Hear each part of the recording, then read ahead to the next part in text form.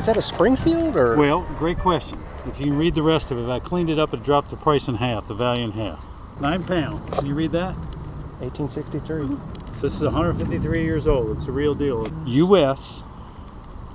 LG&Y, Windsor, Vermont. It's manufactured for the U.S. government on a contract by Lansing, Goodnow, Yale, in Windsor, Vermont. If you lay this side by side with the Springfield, it looked pretty much the same. Springfield eventually went to barrel bands. They had springs at first, and they weren't very reliable, came apart in the field.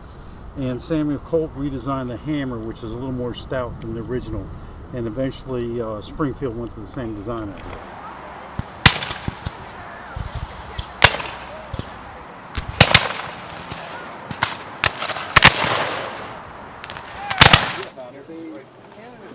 This is an 1862 Springfield.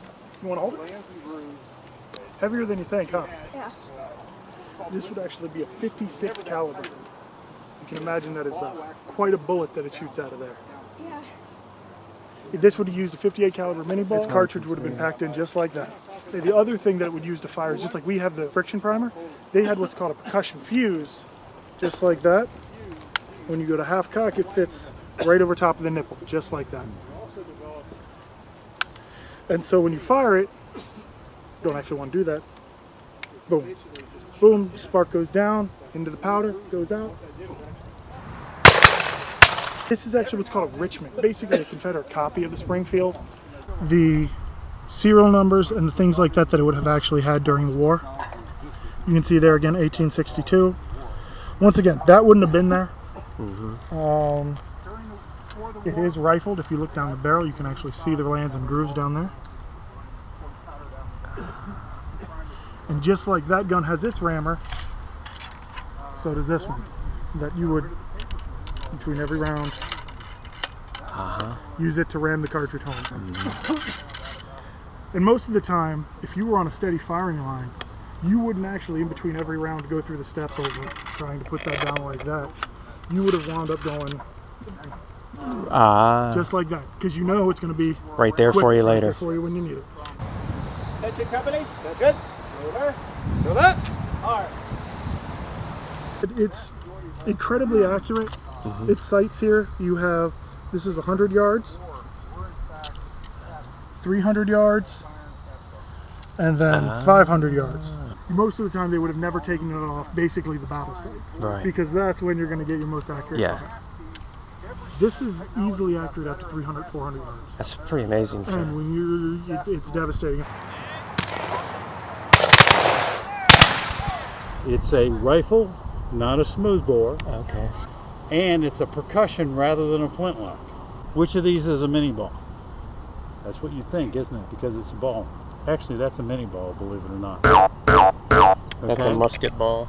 That's a 6.9 caliber musket ball. This is a 58 caliber mini ball. The Enfield is very similar to this. Okay, it looks very similar to this. It was a 5.77 caliber, so they could use the mini ball interchangeably. The great advantage, Minnie is Claude Monet from France, right? Okay. What do you notice about that? 3 rings. The rings, and look at the base. Like a hollow it's concave, base. it's hollow base, and I'll Concave, explain why that's important. So I would load this the same way I'd load that in the muzzle. So the mini balls, you had to have two. You ever heard the expression bite the bullet? Well, that's where this came from. This would have been inside that paper cartridge. I'd bite the bullet, hold it in my teeth, pour the powder down, put the bullet in. I would have put the powder down, put the round bullet in the smoothbore. That's just a pipe. This has a rifling, which is a groove all the way in the barrel. And I would have seated it the same. There's a ramrod, ram it home, okay? And that's making sure the bullet is tight on the powder, okay? And now, I've got to prime it. In other words, I got to get it to where it can fire. I'm loaded, but I'm not primed. That's a big deal. So if you don't have a percussion cap, you can't do anything. I can't fire. This is a percussion cap. Think of it as a kid's cap gun. All right? And this, how would you prime this? This would have been a pan. Pour the powder in the pan. So when you pull it, there's a stone here that hits the metal, creates a spark. The spark comes through here, Ignites that ignites charge. the powder, and then the ball goes out. You ever heard the expression "flash in the pan"? That's where it came from. The old flintlocks, huh? Right. I didn't realize it. that. It was a misfire. In sports, it's the guy who hits a grand slam homer the first time, never gets hit the rest of his life. Okay, a one-time wonder kind of thing. But it's a misfire. Okay, so if the Indians were smart, they would have always attacked during the driving rainstorm because you could not fire this weapon. When you look at Davy Crockett, Daniel Boone, after they say goodbye, Godspeed, what's the last thing they always say? Keep your powder dry, because that was life and death on the frontier. So this is a flintlock smoothbore. Mind putting that back on? Sure. And we'll answer that. Okay, so U.S. Grant was quoted as saying, somebody with a smoothbore musket could have fired at me all day at 100 yards, I might not even know. I'm going to say that building right there is about 100 yards. It might be 110, but close to 100 yards. That would have been considered a miracle shot. So I might not have been able to hit that shed, but if 100 of us were firing that shed, we're going to hit that shed. Right.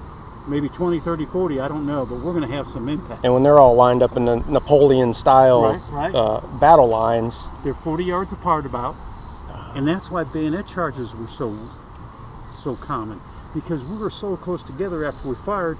I would have had time to get it to you before you reload it. Right. Okay? This sight goes out 100 yards, 300 yards, 500 yards.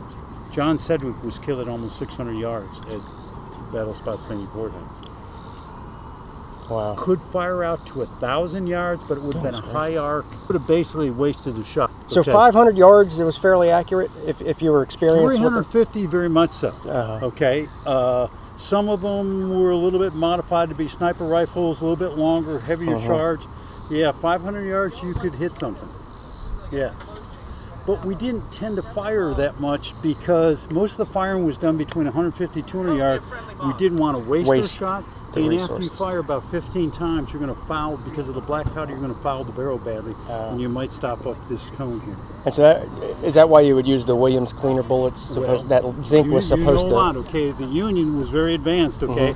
And every 10th one was not only flared like the mini ball you saw, but would be a little bit wider. It would flare more and help clean it. So they had a Williams cleaner. Every 10th bullet in their packet would be a Williams. And that disc would actually kind of supposedly clean the barrel. Right. As it expanded with maybe a little bit more flare, maybe a little bit, but it was a cleaner, yeah. But this is the part that probably got fouled more so than the barrel. You with me? Yeah. This is just a little, what's called the cone, a nipple. You take that off and there's a little tube, and that would more likely get fouled than the whole barrel.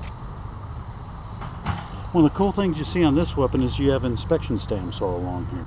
Oh, okay. So it proves its authenticity. Wow. All right, so rifling gives you much greater range, much greater accuracy, an all-weather fighter, and greater lethality. Kind of like a football. Exactly. The spiral of a spiral football. versus tumbling. Exactly right. Exactly right.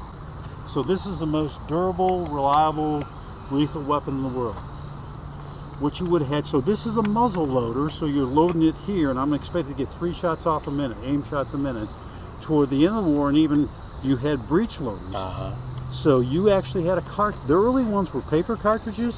You'd had a cutter that come down to release the powder. But toward the end of the war, the Union had what would we call a bullet today, a metal jacketed bullet. Right.